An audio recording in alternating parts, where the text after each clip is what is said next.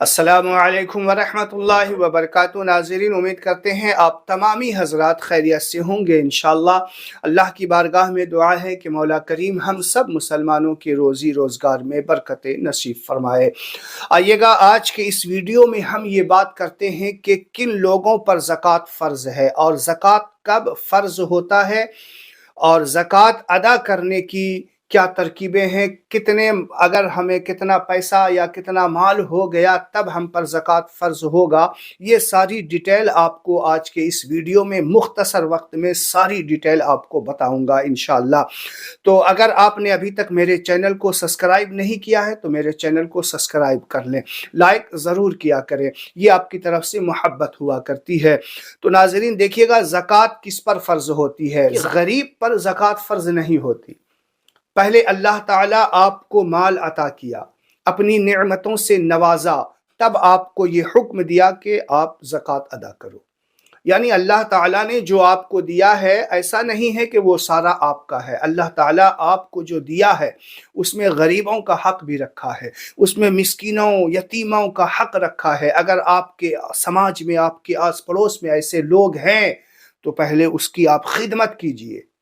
अल्लाह ताला का एक तरीके से ये शुक्र अदा करने का बेहतरीन ज़रिया है। अल्लाह ताला आज़माता है माल देकर, माल से औलाद से आज़माता है ना, माल से आज़माता है कि मैंने तुम्हें दिया। अल्लाह ताला चाहता तो उसको भी दे सकता था, लेकिन अल्लाह का ये करम हुआ कि आप मालदार हैं, अल्लाह ने आपको साहिब इस्तिताअत बनाया है, साहिब ज़कात बना दिया है आपको। तो अब आप जो है अल्लाह के गरीब बंदों की खिदमत करें।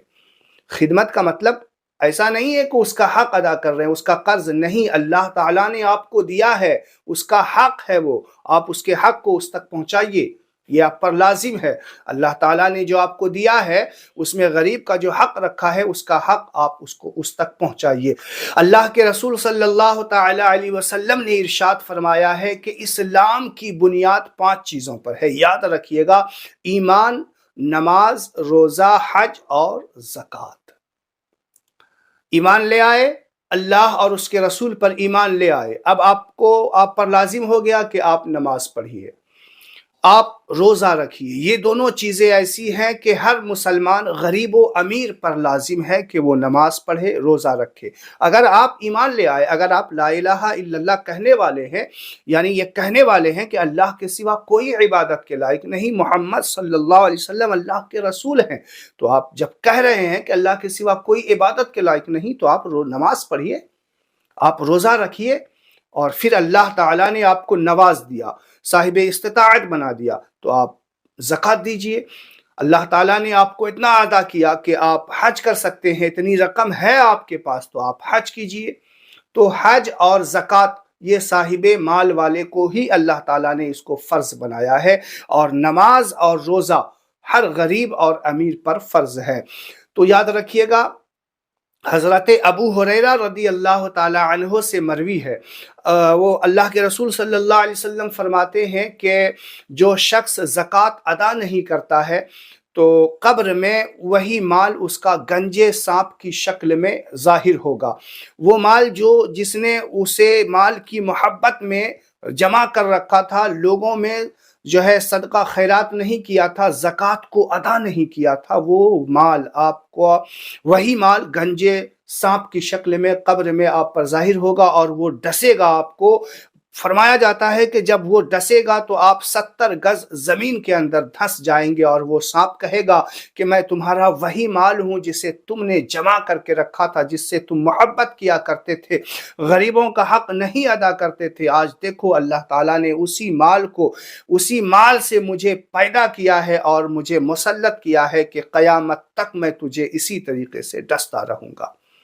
तो ये कब्र में है। और आखिरत के बारे में, जब जहन्नम में वो जाएगा तो फिर उसे वही माल का जो है तौक बनाया जाएगा, एक अंगारे का तौक होगा, उसके गले में डाल दिया जाएगा और जब तक उसे ये सज़ा होती रहेगी उसके गले में पड़ा रहेगा।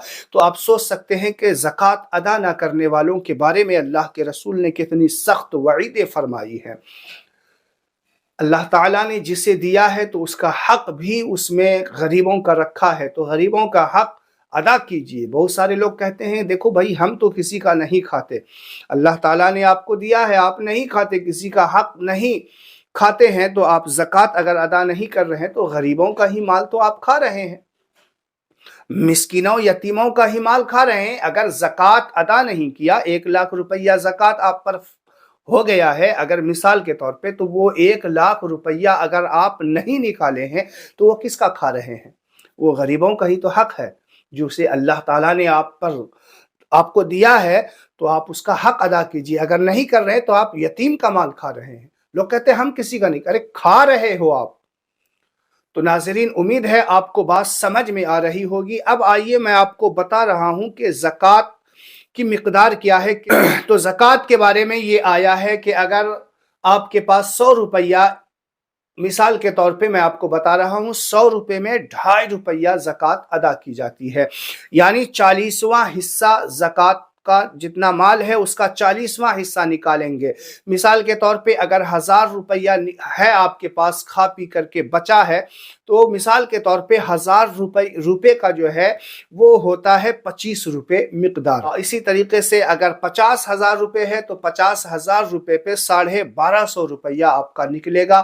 1,00,000 روپیہ اگر ہے تو آپ کا 1,00,000 روپے میں آپ کو 2,500 روپیے دینا ہوگا۔ یہ زکوٰۃ نکالنے کا طریقہ ہے۔ یعنی اسی طریقے سے جن کے پاس جتنا مال ہے، 1,00,000، 2,00,000، 5,00,000، 10,00,000، اسی حساب سے آپ اپنے پیسے کا حساب کر کے آپ جو ہے غریبوں کا حق یعنی زکوٰۃ ادا کریں گے۔ تو ناظرین یاد رکھیے گا، اللہ کے رسول صلی اللہ علیہ وسلم نے زکوٰۃ نہ ادا کرنے والوں کے بارے میں بہت سخت وعیدیں فرمائی ہیں۔ اگر اللہ تعالیٰ نے آپ کو صاحب استطاعت، صاحب نصاب بنایا ہے تو آپ پر زکوٰۃ فرض ہے، آپ ادا کریں۔ نہیں ادا کریں گے تو اسے دنیا میں بھی آپ کو اس کی سزا بھگتنی ہوگی، اور آخرت میں اور قبر میں بھی اس کی سزا بھگتنی ہوگی۔ اگر اللہ اور اس کے رسول سے محبت کرتے ہیں، آپ لا الہ الا اللہ پڑھنے والے ہیں، اللہ تعالیٰ نے آپ کو صاحب نصاب بنایا ہے، تو زکوٰۃ ادا کریں۔ امید ہے آپ کو یہ ساری بات سمجھ میں آ گئی ہوگی۔ اگر آپ نے ابھی تک ہمارے چینل کو سبسکرائب نہیں کیا ہے تو ہمارے چینل کو سبسکرائب کریں، لائک اور شیئر کریں۔ السلام علیکم ورحمۃ اللہ وبرکاتہ۔